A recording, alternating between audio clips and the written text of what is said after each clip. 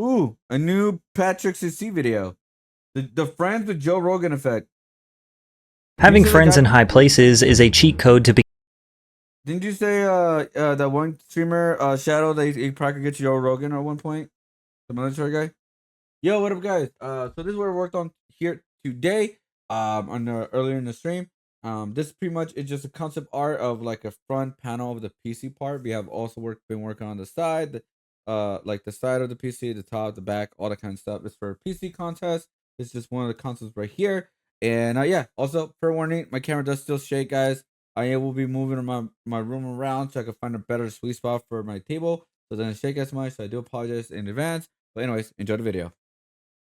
Becoming successful in any industry, but sometimes it feels like it's the only way to become successful in the entertainment industry. This has become more apparent in the stand-up comedy / podcast industry within the past few years. The Joe Rogan effect, or the Brogan effect, is essentially that any comedian who is friends with or regularly featured on the Joe Rogan Experience would have a significant advantage to becoming a wildly successful comedian or podcaster. Some of these comedians are hilarious, and others are clearly not cut from the same cloth. Even Cat Williams has been critical of the Rogan sphere. That would be like me being on Joe Rogan.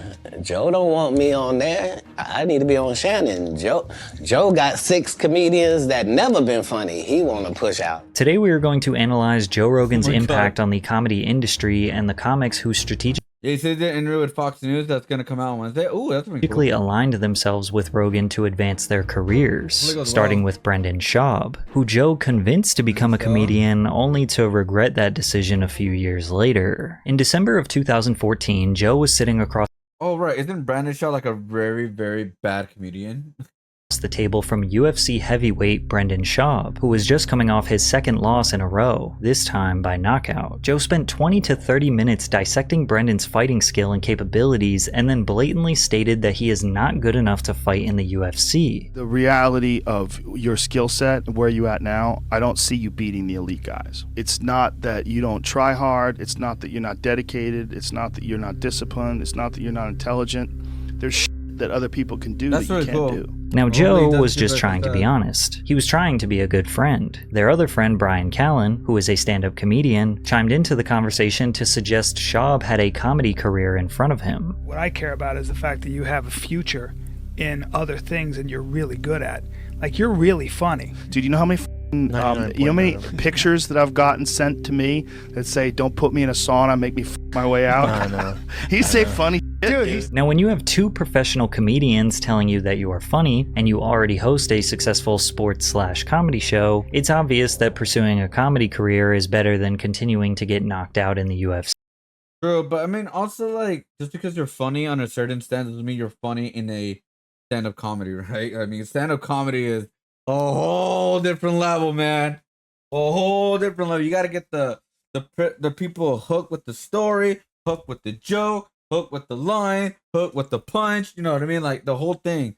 Like, you can't have a part where it's like where it just dies down and it's like silence kind of thing, right? With a podcast, you can be funny here, then talk serious a little bit here, then a joke here. You know what I mean? It's more of a chill conversation and yeah. Stand up? Nah, bro. So Brendan officially retired from MMA and began podcasting full time. Schaub has been featured on the Joe Rogan Experience 90 times, which is more than any other guest in history. His exposure to the massive JRE fanbase allowed him to bypass the 10-year grind through small clubs and dive bars that all comedians have to do to build their name in the industry. In less than 1 year, Brendan was doing solo stand-up tours, and his shows were in front of fairly large crowds considering he had not proved himself as a funny comedian. He started another podcast called The King and the Sting alongside Theo Vaughn. By the end of 2018, Brendan owned and produced 3 very successful podcasts, was traveling around the country selling out comedy shows. How can you have a 3 podcast? It's crazy. Wait, is it like because each podcast has like a specific theme, or it's just different? I guess it is, right? So this right here is the fighting podcast. Big Brown Breakdown is something else. I don't know what this is. I guess it has like a certain theme to it. I mean, podcast is just a new wave of like YouTube and content. I mean, everybody has a podcast nowadays, dude. It's like It's a goddamn meme at this point.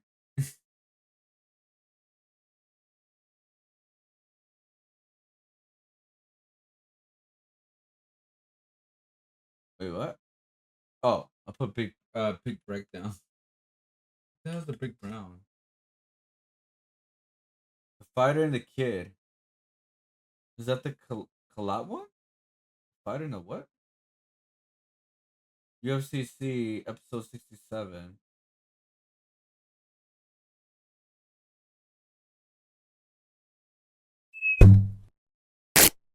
Sorry.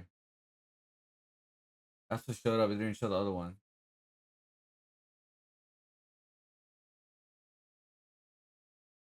Oh, it got changed. Okay, I see. It got changed to the fighter and the kid. Oh, it's not, I don't know, dude. Very successful podcasts, was traveling around the country selling out comedy shows while being aligned with some of the biggest comics in the business after just 2 years in. He then released his first stand-up special on Showtime called You'd Be Surprised. Now, releasing a special is a huge moment in a comedian's career, as it stamps a permanent piece of their art that was carefully crafted over years of hard work. Most legendary comics waited 8 to 10 years before they were good enough to release their first special. With an average rating of 1.4 out of 10 stars, it's safe to say that comedy fans decided that Brendan was not ready. And while I'm not going to sit here and pick apart his entire special, his first joke about getting a haircut definitely speaks volumes about what he thinks is a good punchline. They go, but don't sweat it, bro. We got Jamal here. He's very good. Just sit in the chair, he'll be right with you. So I sit in the chair, I'm thinking to myself, all right, clearly Jamal's a black dude. This dude comes out of the bathroom, he's all, what's up, man? I'm Jamal. What? He's Asian as shit.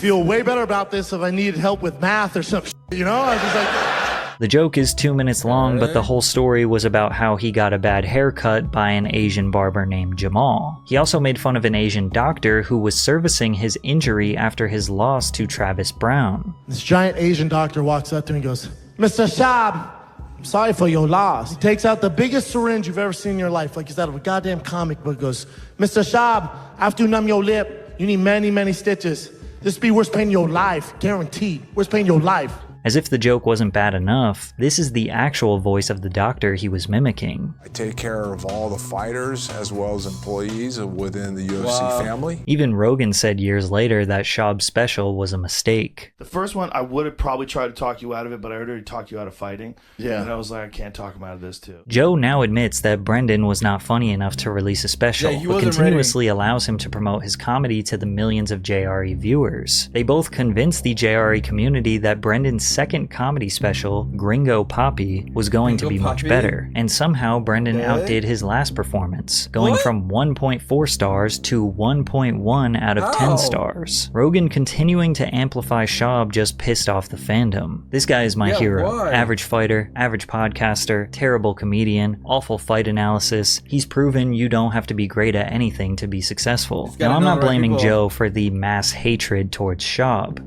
He definitely did that to himself. If anything, this just proves that Joe is a good friend, willing to continuously promote his buddy despite the obvious lack of comedic talent. Which begs the question that people have been asking for years. Does Joe Rogan understand comedy? Because there have been countless examples of jokes sliding right over his smooth, round head. But first, a quick word from today's sponsor, Underdog Fantasy. Underdog is the easiest way to play fantasy sports. Not just basketball, you can make picks on baseball, football, hockey, UFC, and more. Just pick whether you think your favorite player's stats will be higher or lower, and you can make big money. You can make your own entry with as few as 2 picks and 3x your money, or go bigger to win up to 100x. New customers can pair that with Nikola Jokic to go higher than 1 point. All he has to do is have at least 1 point to win that selection. Here are my picks for this week's NBA games, and if it hits, I'll 6x my money. I've got a special promo. Underdog is offering new users a $100 deposit match. That's right, $100. Underdog's Pick'em games are available in 30 plus states including California, Texas, and even Canada. They also just launched Champions, their player versus player game in Florida. All you have to do is click the link below or download Underdog via the App Store and use code patrickcc. That's Underdog Fantasy, promo code patrickcc for a first deposit match worth up to $100. It makes watching the NBA even more interesting for me.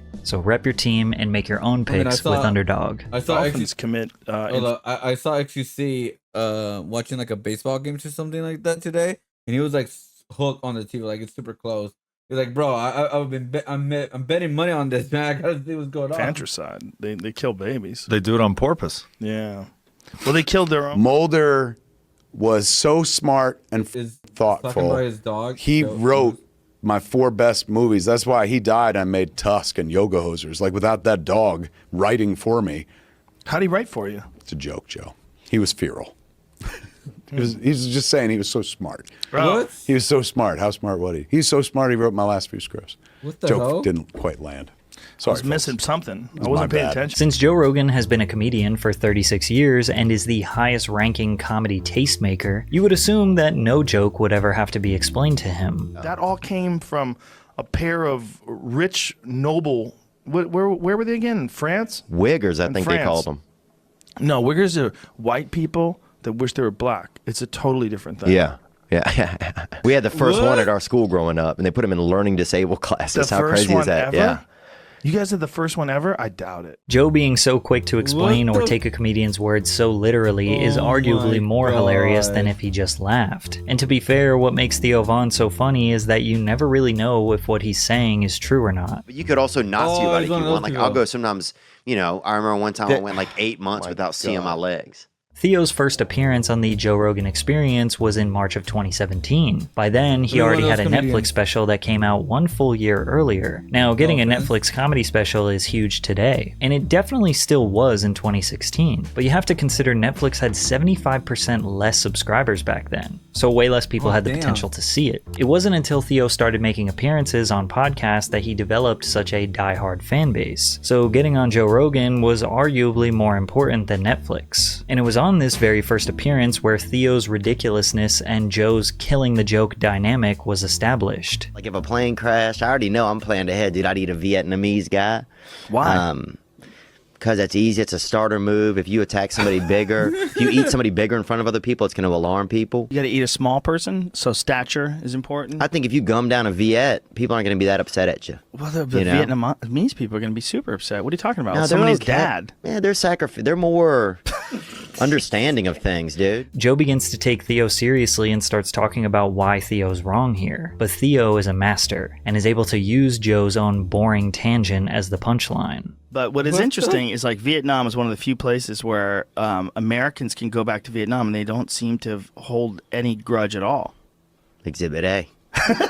Oh my God. Exhibit A, man, honestly. Theo told another story about being neighbors with and working out with David Duke, who was a KKK Oh member elected my as a God. Louisiana state representative. Instead of hearing Theo's insane story, Joe just began searching Wikipedia to learn about David instead. He touted himself as Oh a my pro-life fiscal conservative, was God. known as an ex-Klan member. He eschewed overtly racist language and instead pointed to crime in the city, criticizing affirmative action and minority set aside. I didn't know Joe was this dumb. Yeah, I just did chest and tries with him, so I wasn't in all that. We just did basic workouts. Title this, Joe interrupts another guest story to try and remember something that doesn't even contribute to the conversation. Despite this, Theo did make Joe laugh a lot. Some argue that the only time Joe ever belly laughs is because of Theo. That's a good way to Dude, put I it. used to do, sometimes I would do so much cocaine, my freaking eyes would dry out. And, Look at you grinding. You're thinking about it. You go deep, huh? oh, dude. But you're that dude. You go deep with whatever the f*** you're doing. I Let's like go. to get right on the. I like to be a peeping Tom if I can. I'll watch your whole family eat dinner. The demand for Theo Von content Oh my exploded. God. The JRE Clips channel would post animated versions of Theo and Joe's conversations that received millions of views, since Theo's recollection of small specific details made it so easy to paint a picture. Every time Theo would appear on JRE, he received He's a a good huge storyteller. boost in subscribers, helping him grow his own This Past Weekend podcast. On his third Rogan appearance on July 6, 2018, he posted his podcast with Jordan Peterson the exact same day, which became his most viewed video on his channel channel for years. Despite the the obvious hell? advantage By Theo putting had by Mila? being Joe's friend, he did not abuse it. He's only been a guest on the podcast 7 times in 8 years. Oh, Theo damn. clearly wanted to build a name for himself, start his own empire, and create an environment where people would understand him and his humor instead of Joe missing 50% of his jokes. And at this point, the awkward True. silence where Joe either ignores a joke or doesn't understand it, and then the comedian is trying to figure out how to pivot, is funnier than if the joke just actually landed. Everyone has the right to be whatever the they are. Oh, you think? I think so. What about Nazis? They have the more of a right. A third right. I don't think that's right. I think it's something. That's a different word. It's Reich? Yeah. What does that even mean? What is Third Reich? I don't know. I don't even I mean, I know what the Third Reich is, but I don't even know what it means. Bro, Take a guess. this guy's losing it. I This literally guy's have no old, idea man. what that He's means. done. He's You could over. argue that Joe's podcast is so multifaceted, covering a wide range of topics such as news, pop culture, UFC, cold plunging, Well, he talks alien about anything. conspiracies, He talks about DMT, anything. chimpanzees, that it's difficult for him to immediately assess a joke when he is discussing I mean, something he even had a serious. murderer Then in again, the why wouldn't you podcast. expect a comedian to crack jokes no matter what you're talking about? That's their job. Or maybe Joe is playing the straight man role, which is the partner in a comedy team who feeds lines to the other comedian who then makes witty replies. One person we can guarantee he is not playing this role to is Brian Callen. Joe and Brian have been friends for decades, and Brian has co-hosted the podcast 85 times. You would Damn. think Joe would understand that Brian pretending to be a tough guy is a funny gimmick since he is a small old man. I got bullied for a full year, and it turned me into a fucking, if somebody tried to bully me, I'll show up at your fucking house and kill you. That's what happens. I get so angry. I'm not buying that even remotely. I hate when Hey, that's bro, not true. You fucking bully me. If I You know what you your try problem bullying me is, right bro? now, You know mother. what the problem Hold is? on, let me Here's handle your this. problem. Here's your problem. You've talked to too many guys that let you say shit like agree. that, and then it becomes like vernacular. And in case you're wondering, this is how you're supposed to riff with Brian when he starts running his mouth. I'm gonna tell you this right now. Yeah. Watch your tone. Okay. What's gonna happen? What are you gonna do? Use some of that boxing you've been doing? Disrespect. But since Joe has been a diehard UFC fan and employee since day one, he is not even remotely interested in joking about it. Should they do something like that in UFC where different people that are more behind the scenes fight each other? No. So, you versus Bruce Buffer. No. Would you watch that? No, you want to watch people fight that are actual fighters. So when Brian turns on this tough guy act, Joe is convinced he's being serious because he hangs around fighters and hits the gym occasionally. Then again, you could argue that Joe is just genuinely sick of Brian and has been listening to his bullshit for years. Like on episode 2017 when Brian was joking about Schaub returning to the UFC to fight Derek Lewis. He was throwing Derek Lewis out there with no gloves. Good lord. But wait, hold on. Just hear me out. Do you want to die? Sir, hear me out. What? I'm just talking about just shoot a blast double. Shut the Take f- the up. ground and then we got Shut that. the f- up. Shut the f- up. And despite being on Rogan's podcast 85 times, Brian Callen has yet to prove to the audience that he is funny. Callen has released 4 specials over the past 12 years and none of them were purchased by a major streaming network. All of them were released for free online and the most popular one has not even reached 1 million views. Callen's comedy is just okay. It's solid. It's decent, which some would argue is worse than being bad. Being so middle of the road that you can't say anything positive or negative. Better than it just the other exists. guy, Luckily, the fighter. Brian has Joe so he can maintain his career and finances. Recently on the bastard. podcast, he tried to Wanna sound like divert the that. conversation to get Joe to promote his newest business venture, Toehold, a luxury flip-flop brand that sells pairs for $1,000 and features really sick designs like Bad Motherfucker and We the People. Sick. What? Hey. Is that Put a your joke? toes on. Obviously a joke. Sakes. Take those off. Shut the f- Take those off, dude. Listen to him. Listen to him. Come on. So silly. Well, I know the you three of want us- to promote your goofy I'm flip. not trying to, I'm not promoting him. I just got You him even for call you. them toe holds. Feel him under your Put your feet. toe holds on. Feel him for you.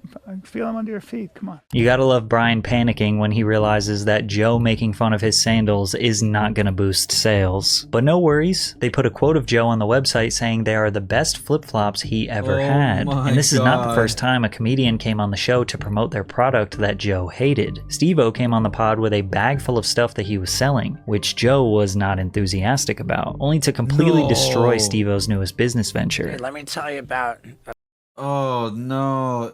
I thought when they're gonna get into the show, I thought they approve it or not. Like, oh, is it okay if we promote this or that product? Because usually when what I've seen usually when you invite a guest, they usually like promote at the end of the conversation of what they're doing, like what project they're working on, what product they made, or something new. So, but like during the middle of the conversation, but like I don't know, I thought all this stuff was like pre-approved. About what I'm selling for cheddar. You got a bag of stuff you're selling? Steve-O's butt wipes for your butthole. Well, that's where generally you'd use a butt wipe. Yeah, flushable butt wipes. You wouldn't use it for your cheeks. They're flushable? Right. Not really. Let me tell you something about those flushable butt wipes. Don't flush them. Oh, yeah? No, they all clog. Talk to a plumber. Those things all clog up. They don't break down. They get stuck in pipes. Yeah. I picked the wrong place to... Google are butt wipes flushable. Flushable butt wipes. Are they flushable? They're not. They tell you don't flush them. You're flushing a rag down the toilet. You're not even supposed to flush paper towels. Paper towels break down in your hand when you get them wet. Those things don't break down. Don't sell those. Joe quite literally said the words, "Don't sell those." As Steve-O stuttered and tried to figure out what to say, Joe proceeded to spend the next 5 minutes proving his argument how flushable wipes will lead to catastrophic plumbing issues that will cost thousands of dollars to repair, and will harm the safety of the public water supply. Joe decimated the product, and Steve-O thought he was going to get a quick plug, which again is a testament of Joe's character. He might be your buddy, but he's not just going to blindly co-sign whatever product you're promoting. However, this is nothing compared to Shane Gillis, who straight up said to Joe's face he was using him for publicity. In 2019, Shane Gillis was a buzzing comedian recognized by the industry for being a rising star. He secured the coveted position as a writer for Saturday Night Live. Having SNL on your resume is strong enough to build an entire career off of. It depends on the years, because honestly, SNL has been not great. I will say though, they did do a pretty good skit with the karma thing with JoJo. So it looks like they're like kind of like, let's get back offending people. Again, it's mild. It's not that like big, but like if I was SNL, I would totally will be writing about Kendrick Lamar and Drake, 100%. However, Shane was fired just 5 days later, making it the shortest tenure in SNL history. He was fired for making a racist joke on his podcast where he used the CH slur to describe Chinese people in a joke. 2 years after he was fired, Shane went on Rogan's podcast to tell the story. Shane was detailing the events that led to his termination and tried to make a joke about the conversation he had with Lorne Michaels, the SNL producer who was about to fire him. If I get fired here, whatever, I'll just go do Joe Rogan next week and I'll be fine. What? Anyway, I thought that was funny.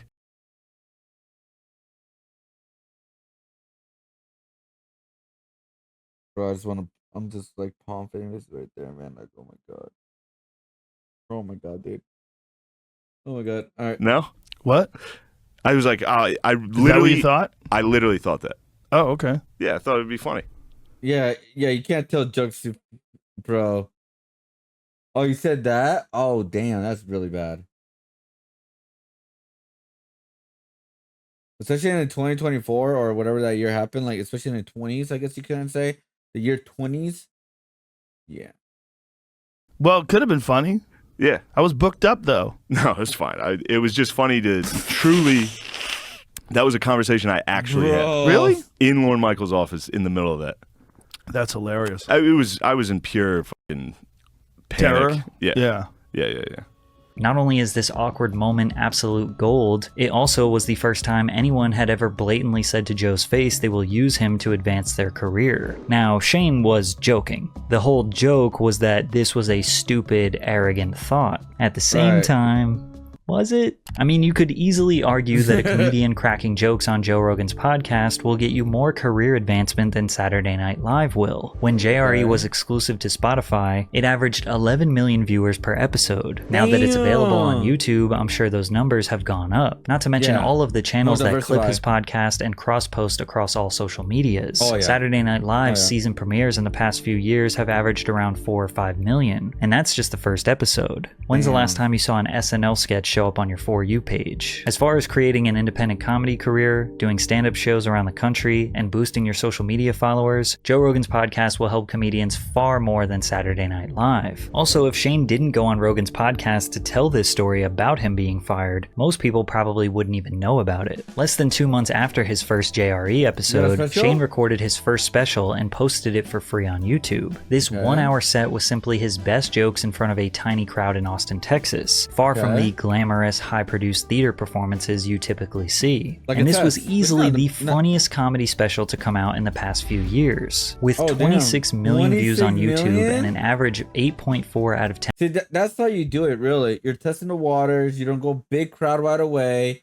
You see if this could work or not. And that's actually a very smart thing to do. And it doesn't cost a lot of money either. Like the way that the event looks And stars, like, comedy fans love Shane Gillis. And Rogan also loves Shane Gillis. Shane just has to hit him with simple premises like gay jokes for Joe to burst into tears. Oh my Armpit hair god. doesn't bother me at all. No. Doesn't On bother a lady? me. Oh my god. So wait, you like jacked ladies with armpit hair? Yeah, a little bit of You're armpit getting hair. close, dude. You're so close. That's as close So as that I works. get. Okay. Oh my god. Yeah, I like a good buzz cut. In fact, Joe thought Shane was so funny that they started a podcast within the JRE podcast called Protect Our Parks. Rogan, what? Gillis, Ari Shafir, and Mark Norman have done a 3 to 4 hour podcast roughly once per month for the past 2 years. Within those 2 years, Netflix bought Shane's second special, Beautiful Dogs. With Netflix comedy being more So it worked relevant for than him. ever, this was a huge opportunity for Shane. Since his first special was posted on his own YouTube page, you could argue that maybe he got some biased favoritism. However, Netflix would expose him to a much more broad, unbiased audience, and he seemingly won them over as well, securing a 7.9 out of 10 star That's actually rating. not Shane bad. Gillis is definitely one of the funniest comedians to come out of the Rogan sphere. He is an example of a comedian who would have gotten to this level of fame and recognition regardless, but being friends with Joe Rogan helped speed up that process a little bit. But besides Shane Gillis and Theo Vaughn, the JRE community is sick and tired of the rest of Joe's core group. Ari Shafir, Bert Kreischer, and even Tom Segura are not celebrated like they used to be. I believe this guy said you're poor or something like that. People hated that, and then this guy is just a cringe beard guy, right, or something. In 2010, Joe invited Ari on the 3rd ever episode of the Joe Rogan Experience podcast. Ari was in 9 of the first 100 episodes and has been a guest over 60 times, making him the 4th most frequent guest of all time. It's safe to say he is a day one JRE community member, yet he isn't exactly the most beloved. Ari is not necessarily disliked for his humor, as he is most definitely a seasoned comedian who will make you laugh. But on multiple occasions, his jokes come off as mean-spirited and hateful. For example, 4 hours after the reports of the death of Kobe Bryant and his daughter Gianna, Ari posted a tweet celebrating his death, and then after catching a I remember that. Kobe Bryant died 23 years too late. Today he got away with because all the Hollywood heroes were attack comedy rooting for the Lakers more than the dislike. Big ups to the hero who forgot to gas up his chopper. I hate the Lakers. What a great day. Wow. a huge wave of criticism from this tweet, he shortly doubled down with a video. As I know, there's always a lot of hate and pain in the world, and there's always a bunch of terrible stories. And every once in a while, there's a good story. A good story comes out. The guy who got away with it got his today. Kobe Bryant is a god. I'm here in Charlotte, the home of the team that originally drafted him. Maybe he wouldn't have ripped that chick in Denver if he had stayed in Charlotte with the Hornets. But anyway, the point is, dude, it's Rogan tried to explain to his viewers that this is just a part of who Ari is. No, I never want to say it's a good thing that he did that, but he needed to know that there are consequences like a dark comedy for just. But it was bad taste because just saying ridiculous shit that you're not supposed to say when people die. And like the good friend that Rogan is, he even went as far as taking partial responsibility for another grown man's actions to try and take some of the heat off Ari's back. One part of me feels responsible. This is why. I convinced him that he could have an iPhone and that he could be okay. Just put a timer on it. I go, just put a timer on it. I go, my daughter has a timer on her phone. She can only use it for an hour a day. Just put a timer on your phone. And He should have stuck with a flip phone, man. Then again, Rogan simply laughed off Ari's behavior when he decided to spike Bert Kreischer's drink with Molly. One night, Bert invited his friend and fellow comedian Ari Shaffir over to his house to do a podcast. Ari shook Bert's 13 and 15-year-old daughter's hands, walked into the podcast room where they were going to share some drinks. Then Ari decided to secretly slip a capsule of MDMA, aka Molly, into Bert's drink without him knowing. Bert went into a full-blown panic, and it didn't make it any easier that he had to get on a flight early the next morning. But Joe Rogan thought the situation was hilarious. Because he spiked Bert. He gave his friend Molly. That's not okay. It's not okay. But wait, that's hilarious though. It's still hilarious. I don't believe your fake anger. There's no fake anger in this. That's a weird one. Here's what I did. I was be on your side with this, Ari.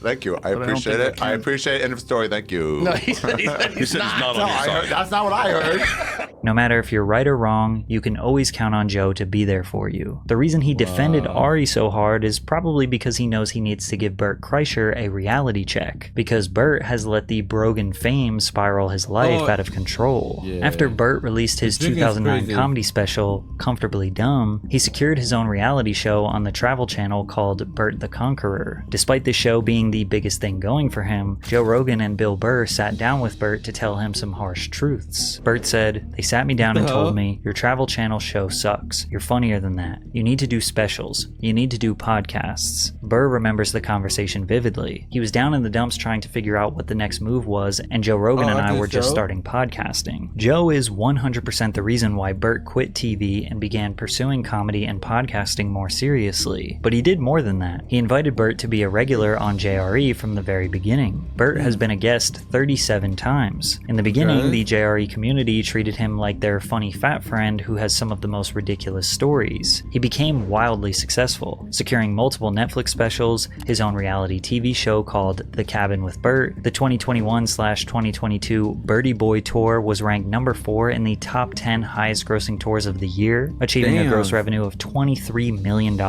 selling 369,000 tickets over the course of 148 shows, and he even released his own feature film about his life that was in theaters. But the more successful he became, the more self-centered he became, once even referring to fans as pedestrians. It's so funny, a comic's brain is so different than a pedestrian's brain. But it just got worse. His alcohol addiction got out of control. His health was severely deteriorating. He became more obnoxious, constantly interrupting people, constantly wanting to be the center of attention. It got so bad where Joe just needed to humble him. Both Tom and Christina are Hold very on. nice people, I'm gonna be and they'll devil's be advocate. very. I'm gonna be devil's advocate. Shut the f up for a second.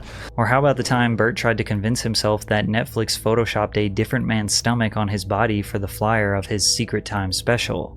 Explain. My belly has fallen over like everyone else's. When I did Secret Time, I didn't realize that it already happened until they did the billboard of it. And they did the billboard, and I go, "That's not my stomach. My stomach's tight." And it was complete. You have the craziest, most delusional perspective. Realizing they're not going to budge, Bert tries to get Joe to compliment his shoulders. Thought your belly was smaller than that. I thought I was in great shape.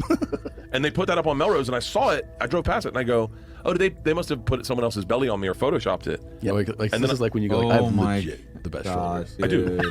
Hold on, I do. I have legit great shoulders, like great fucking shoulders. Yeah. No, you don't. Joe, they're ripping through this shirt right now. Yeah, but you say things and you don't really mean it, right? Like when you say things and you know they're not true.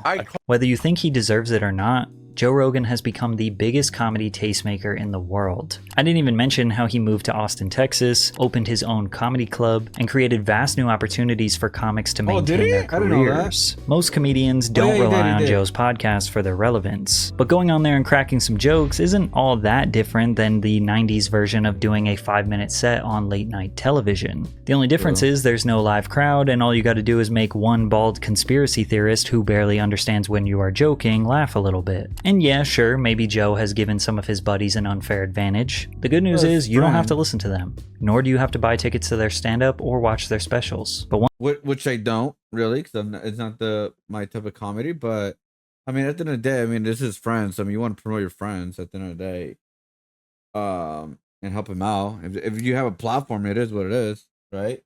The only time you're gonna cut up your friends is where like they're extremely like hurting your brand. I'm telling you. Like he was close to like kicking some people out. I'm pretty sure from his like crew and all. Damn, camera, stop shaking. But I guess it hasn't gotten to that point yet.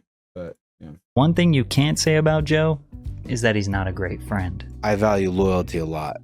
And I remember there was a moment when I was sitting with Joe and he had a phone call with you. Joe was getting canceled for something. They didn't want him commentating the fights. And you on the phone offered your resignation over this. I got teary-eyed over that. Joe Rogan has been very loyal to me, and I am very loyal to Joe Rogan. Damn, that's crazy. He was about to, all right, you know what? I resign then. That's crazy. Okay, I did not know that. I almost feel bad for Brendan because Joe pulls him out of fighting, gets him into comedy, which he has no experience or skill in. Then he goes to podcasting and just gets roasted. You know, he's never going to be taken seriously ever again. But then I hear him talk and I don't feel so bad. Oh my god, dude. Joe missing the dog joke is insane. Yeah, like I don't know what the hell his brain was at that time. I don't think Brian is always joking when he pretends to be a tough guy. I think he claims that is a joke when it's called out, but I think he actually think no, I think it's just a joke for me personally. I don't think it's a like seriously.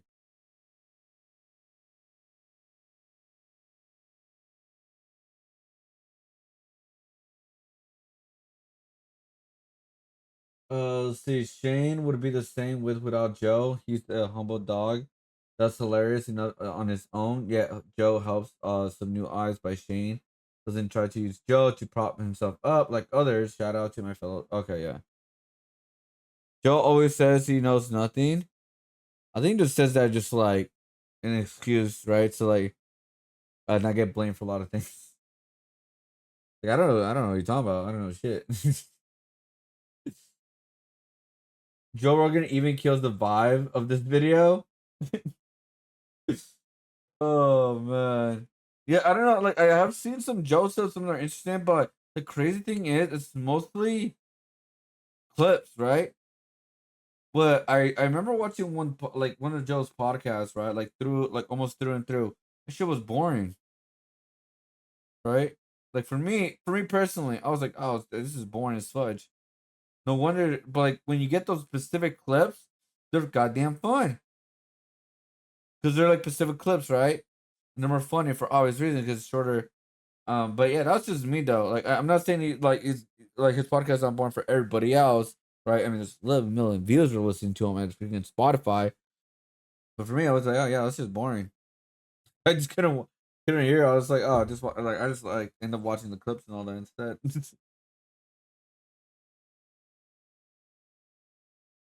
Cause yeah, he kind of does kill the vibe a little bit. No, I literally said, like, I don't know if you missed that part. I literally said, it's just my opinion compared to because I mean he had 11 million hearers in Spotify, right? Like a lot of them enjoy it. I'm not saying they're wrong or anything like that. I'm just saying for me, I would say, oh, it's just boring. I enjoy the clips better. That's all. I could be wrong for saying that. I don't know, but that's just me. But good video overall, as always.